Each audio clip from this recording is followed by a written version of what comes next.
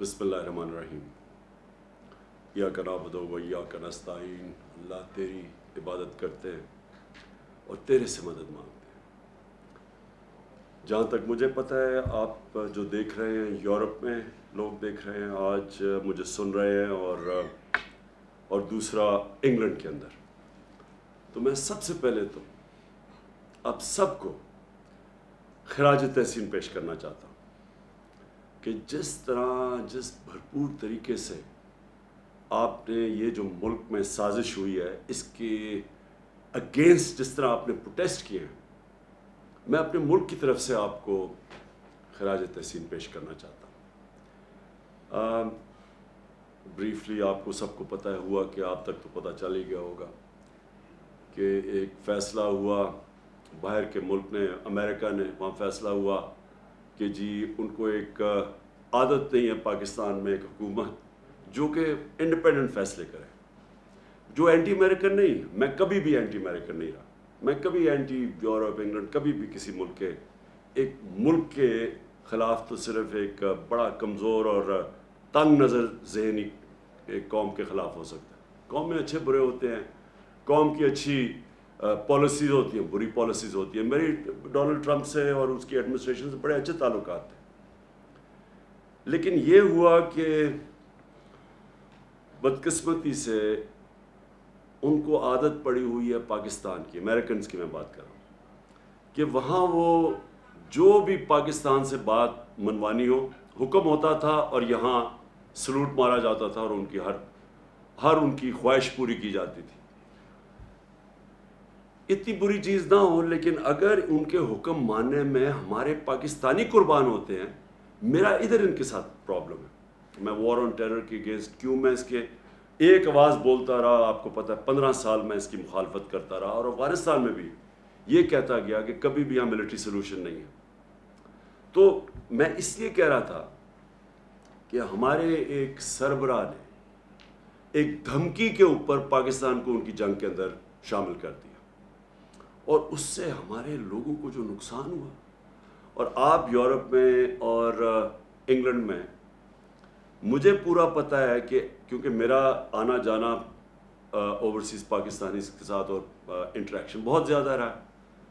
پہلے کرکٹ کی وجہ سے اوورسیز پاکستانیز کو میں بہتر جانتا تھا، کیونکہ جدھر میں میچ کھیلتا تھا ہمارے پاکستانی آتے تھے، ضرور اپنی ٹیم کو بیک کرتے تھے۔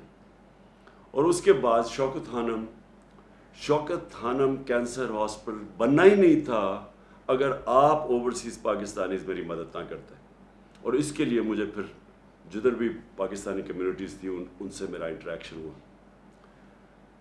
تو جب یہ وار آن ٹیرر ہوئی، پہلے تو پاکستان کا نہ لینا نہ دینا 9/11 سے، ہمیں اس کے اندر دھمکی کے اوپر وہ ورڈ جنرل مشرف نے اپنی کتاب میں لکھا ہے کہ اس نے ان کا آرمیٹریج ان کا کوئی جو بھی تھا، اس نے دھمکی دی کہ we will bomb you into stone age.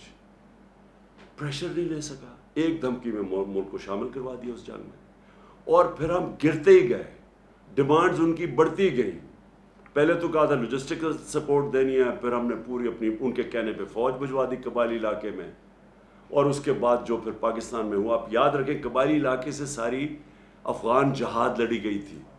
جب ہم نے ان کی پہلے مدد کی تھی سوویت یونین کے اگینسٹ، تو ساری جہاد قبائلی علاقے سے لڑی گئی تھی۔ تو قبائلی علاقے کے لوگوں کو ہم نے کہا تھا کہ جہاد بہت اچھی چیز ہے، جب ایک ہمارے ہمسائے ملک میں فورن آکوپیشن ہوئی تو اس کے خلاف لڑنا جہاد ہے۔ اب جب امریکن وہاں پہنچ گئے تو اب ہم انہی لوگوں کو کہہ رہے ہیں کہ ان کے خلاف جہاد تھی، سوویٹس کے خلاف اب دہشت گردی ہے۔ اس کا نتیجہ کیا ہوا؟ کیا وہ روبوٹس تو نہیں تھے؟ ان کو ہم نے پہلے جہاد کے لیے تیار کیا، اور اب ہم کہہ رہے ہیں کہ یہ ٹیررزم ہے، وہ ہمارے خلاف ہو گئے۔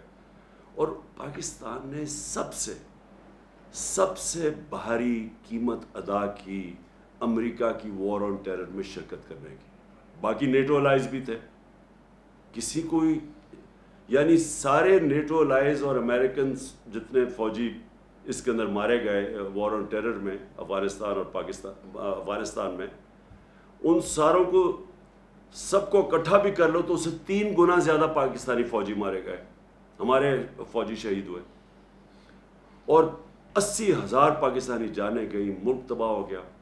تو میرا سارا کنٹینشن یہ تھی کہ ہماری فورن پالیسی ہونی چاہیے پاکستانیوں کے لیے، ہماری بہتری کے لیے. ہمیں اپنے ملک کو قربان نہیں کرنا چاہیے کسی اور کی فورن پالیسی آبجیکٹیوز کے لیے. یہاں پرابلم شروع ہو گیا. تو اب پھر چائنا کے اوپر بھی ہم چاہتے، ہمارا نیبر ہے، ہمارے اچھے تعلقات ہیں، ہم چاہتے تھے کہ آگے رائزنگ پاور ہے، ہمارا انٹرسٹ ہے کہ ہمارے ان سے اچھے تعلقات ہوں. ادھر بھی پرابلم آیا. اور پھر روس میں جب انویٹیشن ملا تو اب ہم کیوں چاہ رہے تھے، ہمارا تو بڑی پہلے سے کوشش ہو رہی تھی کہ رشیا ہمارے ساتھ تعلقات اچھے ہو، کیونکہ کولڈ وار کے بعد ہمارے، اور جو ہم نے امریکہ کا ساتھ دیا سوویٹس کے اگینسٹ افغانستان میں، تو ہمارے تو تعلقات کبھی بھی ٹھیک نہیں تھے. تو یہ پہلی دفعہ ہم نے کوشش کی، کیونکہ ہمیں بڑا فائدہ ہے خاص طور پہ گیس کا آگے، اور ہماری پہلے سے حکومتیں یہ گیس پائپ لائن کی بات کر رہی تھیں، اور یہاں گیس ختم ہوتی جا رہی ہے. اور دوسرا پھر ہم نے گندم امپورٹ کرنی تھی ان سے، اور وہاں ہم نے ان سے طے کیا کہ تیل 30% کم قیمت پہ ہمیں تیل مل رہا تھا. تو ہم نے ان سے نیگوشیٹ کرنا تھا اپنے لوگوں کی بہتری کے لیے. ہندوستان نے نیگوشیٹ کیا اور سستا تیل منگوا رہا ہے روس سے، جبکہ ہندوستان کی اسٹریٹجک الائنس ہے امریکہ کے ساتھ. تو اس کے اوپر وہ ناراض ہو گئے. اور پھر جب بیسز کی بات آئی کہ جی افغانستان آپ جب ایویکویٹ کیا تو ہم آگے جو بیسز ہوں، ہم یہاں سے اگر کوئی ٹیررزم افغانستان میں تو کنڈکٹ کیا جائے، بالکل ان ایکسیپٹیبل ہے. ہم پہلے 80,000 لوگ مروا بیٹھے، کسی نے اپریشیٹ نہیں کیا، بلکہ افغانستان کو کئی ان کے پولیٹیشنز نے بلیم کیا کہ پاکستان کی وجہ سے ہم افغانستان میں کامیاب نہیں ہوئے. یعنی اتنا بڑا جھوٹ کہ ہماری وجہ سے کامیاب نہیں ہوئے. تو پہلے ہمیں بلیم بھی کیا، ہمارا اپریشیٹ بھی نہیں کیا، ہمارے ملک کی بھی تباہی ہو گئی، قبائلی علاقہ اجڑ گیا. اور اب کہہ رہے ہیں کہ پھر سے ہمیں بیسس، تو میں نے تو کبھی نہیں ماننا تھا. ادھر سے پرابلم شروع ہوئے. اور اس کے بعد وہاں سے یہ سازش تیار ہوئی. یہاں مل گئے ہمارے میر جعفر اور میر صادق. انہوں نے پوری طرح ان کے ساتھ یہ گیم پلان بن گیا. یہ مجھے اس کا انڈیکیشن ہو گئی تھی پچھلی جولائی کے اندر، جولائی اگست میں سمجھ گیا تھا کہ کچھ ہو رہا ہے. اور پھر یہ یہاں سے ان کے ساتھ مل کے یہاں پھر ان کے ساتھ یہ جو ہمارے پولیٹیکل یہ جو 30 سال سے اس ملک کے اوپر بیٹھے ہوئے تھے چوری کرتے ہوئے، جن کے اوپر کرپشن کیسز تھے، جو عدالتوں میں ڈریگ کیے گئے، اور یہ بھی منصوبے کے تحت ان کو کنوکٹ نہیں کیا گیا. یہاں بھی طاقتور فورسز بیٹھی ہوئی تھی جو کہ ان کو کنوکٹ نہیں ہونے دے رہے تھے، کیونکہ ان کے پاس، ان کو تو اوپن اینڈ شٹ کیسز ہے، اور 95% کیسز ہمارے سے پہلے کے بنائے ہوئے ہیں ان کے اوپر. تو ان کے یہ یہاں مل کے ہمیں پتہ کیسے چلا، امریکن ایمبیسی میں ان کی فریکوینسی بڑھ گئی ان سے ملنے اپوزیشن پولیٹیشین سے، ہمیں وہ ساری انڈیکیشن تھی. اور پھر جو ہمارے 4-5 جو تھے بیک بینچرز جو خوش نہیں تھے ہماری پارٹی سے، ان کو امریکن ایمبیسی بلا کے میٹنگز کرنی شروع کر دی. اب دیکھیں ایمبیسیز کا کام تو فورن پالیسی ہوتا ہے، ان کا کیا کام ہے کہ ہمارے ڈسیڈنٹس جو کہ خوش نہیں ہیں ان سے میٹنگ شروع کر دی.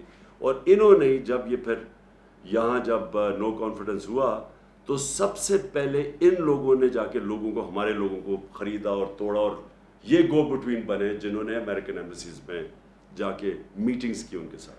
تو اس کے بعد کیا ہوا، 7 مارچ کو ہمارے ایمبیسڈر کو بلاتے ہیں، اس کو ایک ڈونلڈ لو، ایک انڈر سیکرٹری آف اسٹیٹ، وہ جا کے دھمکی دیتا ہے. اور میں یہ آپ صرف کہنا چاہتا ہوں کہ کتنی بڑی توہین ہے 22 کروڑ لوگوں کی، کہ امریکن آفیشل جا کے ہمارے ایمبیسڈر کو کہتا ہے کہ اگر تم نے عمران خان کو اس میں کامیاب ہونے دیا، یہ جو نو کانفیڈنس پوشن ہے، اگر یہ کامیاب ہوگی اور اگر یہ کامیاب ہوگی اور عمران خان ہٹ گیا تو پاکستان کو معافی دے دی جائے گی.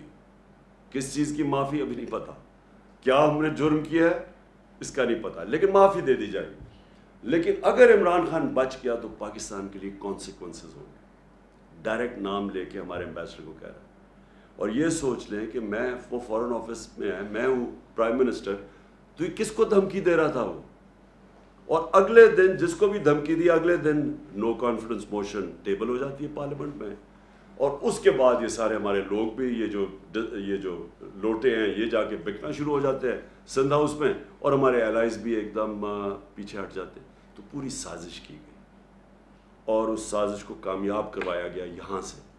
ہمارے میر جعفر اور میر صادق ملے ہوئے تھے سازش میں. اور اس کے بعد گورنمنٹ جب گری اور وہ سب کو پتہ ہے اس کے بعد کیا ہوا. 12 بجے عدالتیں کھلیں اور وہ جو سارا ہاتھ باندھ کے ہمیں بالکل آئسولیٹ کر کے تو یہ گورنمنٹ ہٹائی گئی. لیکن جو اصل سازش اس سے بھی بڑی سازش ہے وہ یہ ہے کہ چلیں اگر ہٹائی دینا تھا گورنمنٹ کو تو چلیں کوئی ایسے لوگ لے آتے جن میں شاید کوئی اہلیت ہمارے سے زیادہ اہلیت ہوتی, کوئی ان کے پاس کوئی گیم پلان ہوتا. پاکستان کا کرپٹ ترین مافیا کو ہمارے ملک کے اوپر مسلط کر دیا. شہباز شریف کے اوپر اور ان کی فیملی پہ 40 ارب روپے کے انڈر ٹرائل کیسز ہیں, انکوائری سٹیج پہ کیسز ہیں, اور نواز شریف اور اس کی بیٹی کنوکٹ ہو چکے ہیں. اس خاندان کو اوپر لا کے ملک پہ بٹھانا. باپ جو ہے شہباز شریف وہ بھی ضمانت پہ, بیٹا جو اس کا ہے حمزہ شریف جو ہر چھوٹے چھوٹے پیسے پکڑتا تھا, جو ان کے اوپر اوپن اینڈ شٹ کیس ہے.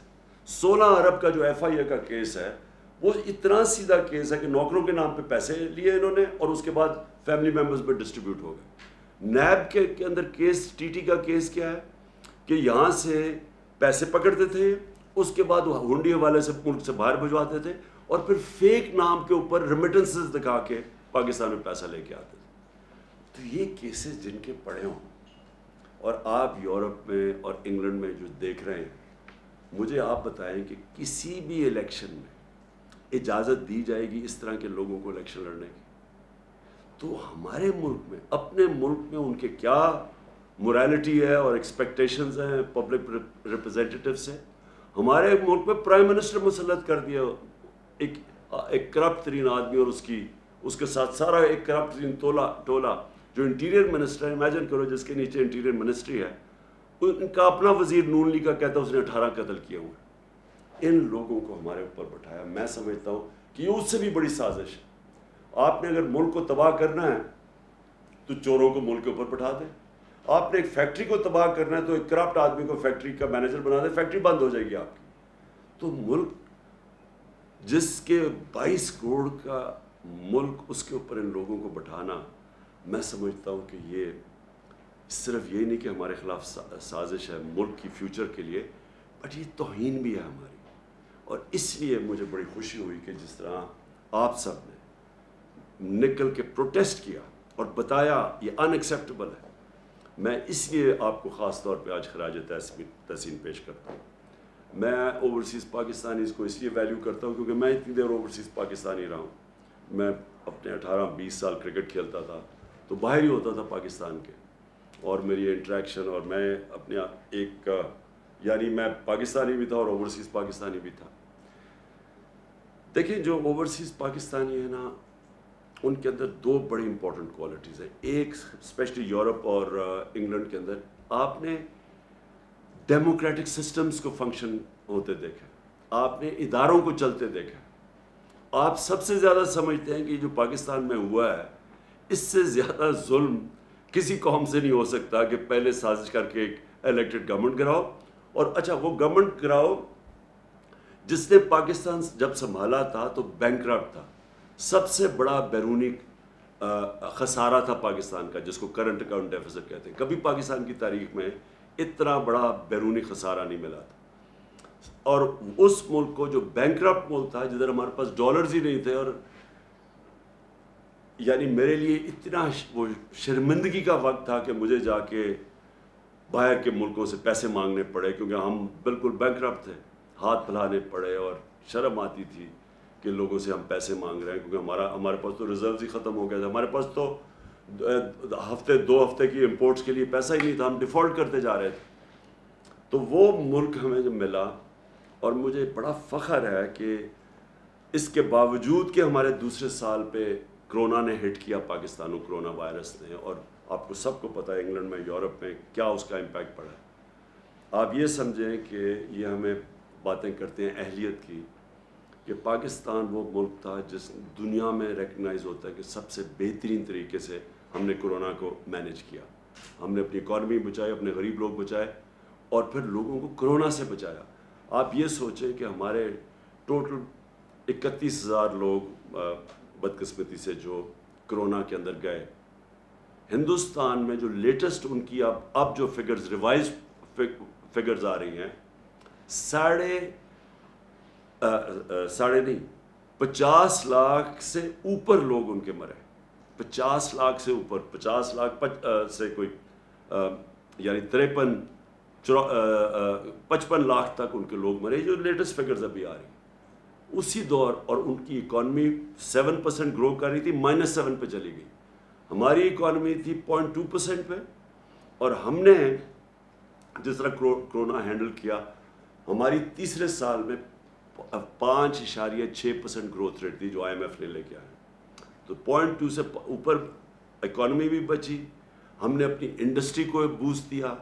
ہماری ریکارڈ ایکسپورٹس تھی، ہماری ریکارڈ ریمیٹنسز آپ کی وجہ سے، کیونکہ ہم نے کوشش پوری کی کہ اوورسیز پاکستانیوں کو انکریج کرے کہ بینکنگ چینل سے.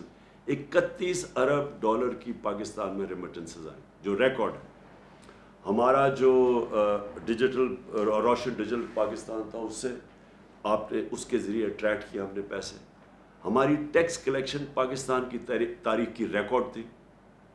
ہماری جو 5 فصلیں تھیں اور خاص طور پہ جو 4 بڑی فصلیں، اس میں پاکستان کی تاریخ میں ریکارڈ پروڈکشن ہوئی. سب سے زیادہ پیداوار ہوئی کیونکہ ہم نے کسانوں کی مدد کی، ان کو ٹھیک ٹائم میں پیسے دیے، ان کو صحیح قیمت لگائی اپنی فصلوں کی. کبھی اتنا پیسہ ہمارے کسانوں کے پاس نہیں گیا جو 60% پاکستان ہے. اور ہماری جو انڈسٹری جو کارپوریٹ پروفٹس تھے وہ ریکارڈ ہوئے.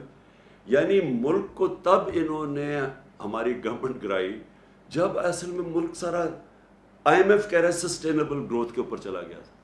یہ بھی سازش تھی.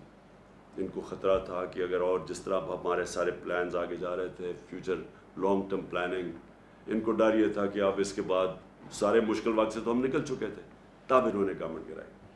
اب میں آپ کو جو سازش کا بریف طریقہ بتاؤں کہ یہ جب باہر سے سازش کرتے ہیں یہ کرتے کیا. جو پرائم منسٹر مصدق تھے 1950 کی دہائی میں، 54 میں جب تھے وہ ایران میں، تو اب تو CIA کے پیپرز ڈی کلاسیفائی ہو گئے نا، تو آپ وہ پورا پڑھ لیں کہ اس کو کیسے کرایا گیا تھا MI5 نے اور MI6 نے اور CIA نے. طریقہ کیا تھا اور اس کا کیا مسئلہ تھا کہ وہ چاہتا تھا کہ ایران کے تیل سے ایرانیوں کو فائدہ ہو. وہ ان کی جو برطانیہ کے امریکنوں کی کمپنیاں تھیں وہ زیادہ پیسے وہ لے کے جا رہی تھی، وہ چاہتا تھا ایران کو فائدہ ہو. اس کی وجہ سے انہوں نے اس کی گورنمنٹ گرائی. اور کیسے گرائی؟ سب سے پہلے میڈیا پہ پیسہ خرچ کیا، اس کو برا بھلا اس کے خلاف کیمپین کی گئی. میں آج پوچھتا ہوں میڈیا سے، اپنے میڈیا سے، ذرا آپ بھی پوچھا کریں کہ کدھر گئی مہنگائی. اب تو مہنگائی ہمارے دور سے اب تو ریکارڈ مہنگائی پہنچ گئی ہے. بجلی کی قیمتیں بڑھا دی ہیں انہوں نے، گھی ریکارڈ قیمت پہ، ہر چیز کی قیمت بڑھ گئی ہے. اب کیوں نہیں مائک پکڑ کے لوگوں کے پاس جا رہے ہیں جی کہ بتائیں جی کیا حالات ہیں اپنے؟ اب کیوں نہیں پوچھتے؟ ہمارے تھوڑا سا اتنا سا قیمت بڑھتی تھی، جا کے مائک پکڑ کے لوگوں سے کہتے تھے جی دیکھیں گورنمنٹ نے تباہ کر دیا، کدھر ہے نیا پاکستان. پیسہ چلا تھا اس کے اوپر، یہ پیسہ چلایا تھا ہماری گورنمنٹ کو ڈیگریڈ کرنے کے لیے. اور بالکل یہ مصدق سے انہوں نے کیا. پھر انہوں نے پیسہ چلایا اس کی اپنی پولیٹیکل پارٹی کے پولیٹیشنز پہ، جو ہمارے پہ پیسہ پہ یہ سندھ ہاؤس میں جو نیلام گھر بنا ہوا تھا، پیسہ چلا تھا ان کے اوپر. پھر انہوں نے ڈیمونسٹریشنز کروائیں جو اپوزیشن پارٹیز تھی. یہ سارا جب مصدق کو گرایا تھا، آخر میں جب مداخلت ہونے سے پہلے یہ سب کچھ کیا تھا. انہوں نے بھی لانگ مارچ، کبھی فضل الرحمان آ رہا ہے لانگ مارچ، کبھی وہ بلاول آ رہا ہے سندھ سے لے کر لوگوں کو، وہ ساری فیل ہو گئی کیونکہ لوگ ان کے ساتھ ہی نہیں تھے. آخر میں انہوں نے ہمارے پاس یہ جو کیا. اور میں جو آپ سے اوورسیز پاکستانی آپ سے جو میں نے امید لگائی ہے وہ یہ کہ آپ نے اپنے پولیٹیشنز کو، کیونکہ اگر کسی کو بھی وہاں انہوں نے پتہ نہیں چلنے چاہیے پاکستان کی جو نیوز ہے، باہر نکلنے نہیں دی کہ یہ ہوا کیا پاکستان سے. وہاں باہر بتایا جی عمران خان بڑا انپاپولر ہو گیا تھا، دیکھیں جی اس کو گرا دیا.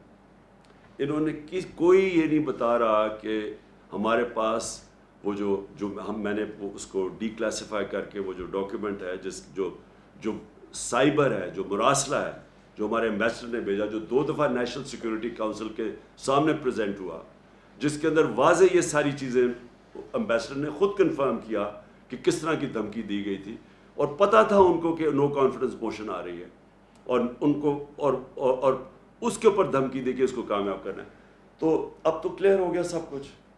اب تو ان کو بھی ماننا پڑا کہ جناب وہ سارا کچھ اوتھینٹک ہے.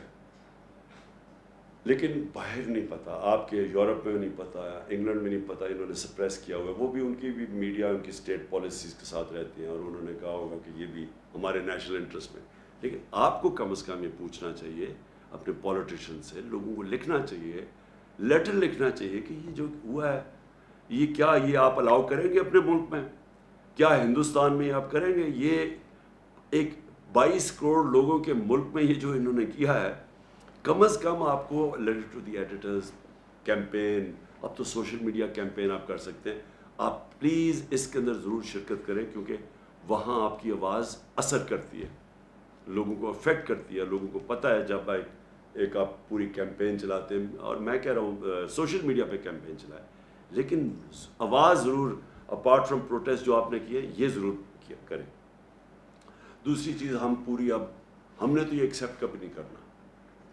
میں نے ابھی جلسے کر رہا ہوں، لیکن میں انشاءاللہ 20 تاریخ کے بعد کال دوں گا اسلام آباد کی، اور میں یہ میری 26 سال کی پبلک ڈیلنگ کے اندر یہ میرا تجربہ ہے کہ کبھی پاکستان کی تاریخ میں اتنی بڑی پبلک نہیں نکلے گی جو انشاءاللہ اسلام آباد پہنچے گی.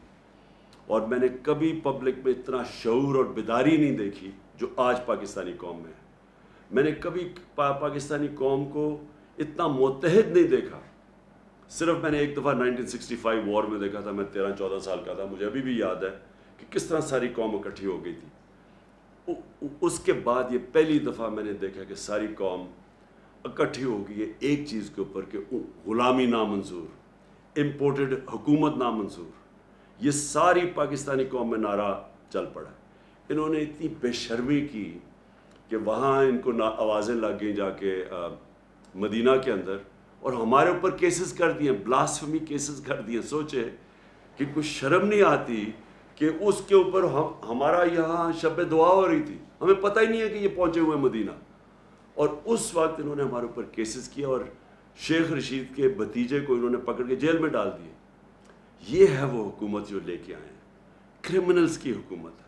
انہوں نے ساری زندگی یہ کیے، جھوٹے کیسز، مخالفین کے خلاف ڈرانا دھمکانا، اور جو نہ ڈرے اس کو خرید لاؤ، یا خریدو اور یا پھر. تو انہوں نے وہ جو کیسز کیے، میری ایک کنٹینشن ہے کہ دنیا کے کسی حصے میں جدھر پاکستانی ہے یہ حکومت کے لوگ چلیں، ان کو 2 نعرے لگیں گے ہر جگہ، غدار اور چور، کہیں بھی یہ چلے جائیں، کیونکہ اس وقت قوم میں کنسنسس ہو چکا ہے اس چیز کا. اور اس لیے میں نے صرف میں لوگوں کو ایک پرامن احتجاج ہوگا ہمارا اسلام آباد میں. ہم کبھی نہیں چاہتے کہ کسی قسم کا انتشار ہو، بلکہ ہم فیملیز کو بھی بلا رہے ہیں. ہم چاہ رہے ہیں سب اس پہ شرکت کریں اس احتجاج میں، اور صرف لوگوں کے سامنے، قوم کے سامنے، انٹرنیشنل میڈیا کے سامنے، اور یہ جو غدار ہیں ان کے سامنے اور اداروں کے سامنے پبلک کا ان کو پتہ چلے کہ یہ قوم کھڑی کدھر ہے، تاکہ ان کو پبلک کا زور پتہ چلے کہ اس وقت قوم کدھر کھڑی. جو میرا پاکستان کی ساری زندگی کا تجربہ وہ یہ کہ ہماری جو اشرفیہ ہے، ہماری جو رولنگ ایلیٹ ہے، وہ بدقسمتی سے کرپٹ بھی ہے، سافٹ بھی ہے، غلام بھی ہے. وہ سمجھتے ہیں کہ جناب امریکہ کے بغیر ہم گزارا نہیں کر سکتے. ہم نے تو کبھی نہیں کہا کہ امریکہ کے خلاف ہو، ہم نے تو کبھی اینٹی امریکن بات نہیں کی، لیکن ہم نے یہ کہا ہے کہ غلامی نامنظور. ہم دوستی کرنا چاہتے ہیں، غلامی نہیں کرنا چاہتے. اور یہ ساری قوم کی آواز ہے آج، کیونکہ قوم ہماری مضبوط ہے.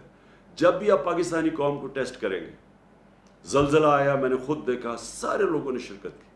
جب سیلاب آیا تھا وہ اتنا بڑا پاکستان میں تباہی مچی تھی اس کی، ہر پاکستانی نے مدد کی تھی، باہر بیٹھے اندر بیٹھے. یعنی ہمیں جب آزمایا جاتا ہے قوم کھڑی ہو جاتی ہے.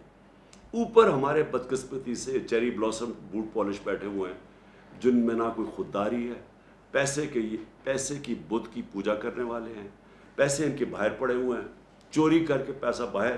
آج ان کے جو بھی لنڈن جانتا ہے سب سے مہنگے علاقے میں شریف خاندان کے گھر ہیں. ایک ایویڈنس نہیں دے سکتے کہ پیسہ کدھر سے آیا. اس لیے بیٹے باہر بھاگ گئے کیونکہ بیٹوں سے جب پوچھنا تھا کہ بتائیں یہ آپ ایک بیٹا 9 ارب کے گھر میں رہتا ہے اور دوسرا اربوں روپے کی جو پراپرٹیز ان کی اور جو بے فیئر کی ہیں، بتا ہی نہیں سکتے کہ کدھر سے پیسہ ہے، کیونکہ چوری کا پیسہ ہے۔ آج تک پوچھتے رہے ان سے کہ وہ پینما پیپرز کے انکشاف کے بعد کہ بتائیں مریم کے نام پہ یہ 4 بڑے بڑے محلات ہیں آپ کے مے فیئر میں، پیسہ کدھر سے آیا؟ ایک پیپر نہیں یہ بتا سکے پیسہ کدھر سے آیا، نہ یہ بتا سکتے ہیں کیونکہ چوری کا پیسہ ہے۔ اس لیے یہ جو لوگ باہر بیٹھے ہوئے ہیں یہ کبھی بھی اس ملک کے لیے سٹینڈ نہیں لے سکتے۔ ان کو پتہ ہے کہ کبھی بھی منی لانڈرنگ پہ ان کو پکڑ سکتے ہیں۔ جس طرح روس کے جو اولیگارکس ہیں، جو بڑے بزنس مین ہیں، ان کو آپ مغرب کے اندر ان کی پراپرٹیز ضبط کر رہے ہیں، ان کو پکڑ رہے ہیں، اسی طرح جب بھی وہ چاہیں ان چوروں کو پکڑ سکتے ہیں۔ اس لیے کنٹرولبل ہے، یہ کبھی ملک کے لیے سٹینڈ نہیں لیں گے، اور اس لیے بھی یہ موومنٹ کا کامیاب ہونا بہت ضروری ہے۔ تو میں آخر میں آپ سب کو جو پیغام دینا چاہتا ہوں وہ یہ کہ آپ نے اسی طرح مظاہرے کرنے ہیں، آپ نے جو آپ کے علاقوں میں پبلک ریپریزنٹیٹیوز ہیں ان کو آپ نے ضرور خط لکھنا ہے، پٹیشن کرنی ہے، سوشل میڈیا کیمپین کرنی ہے، اور پھر آپ نے جو ہمارا وہ ہے جو ہمارا اکاؤنٹ ہے نامنظور.com، جو ہماری ویب سائٹ آئی، اس کے اوپر آپ نے سب نے اس پہ کنٹریبیوٹ کرنا ہے، کیونکہ ہم اب پوری کیمپین چلائیں گے اپنی سارے پاکستان میں، اور اس کیمپین کے لیے ہمیں اوورسیز پاکستانیز کی بڑی ہیلپ چاہیے ہوتی ہے، کیونکہ آپ کی کنٹریبیوشن، تھوڑی سی کنٹریبیوشن یہاں ہمیں بڑا فائدہ پہنچاتی ہے۔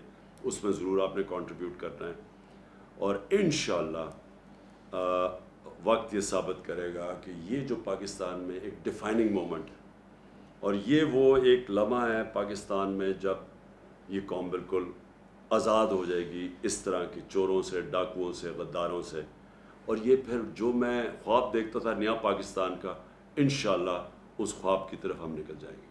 پاکستان زندہ باد۔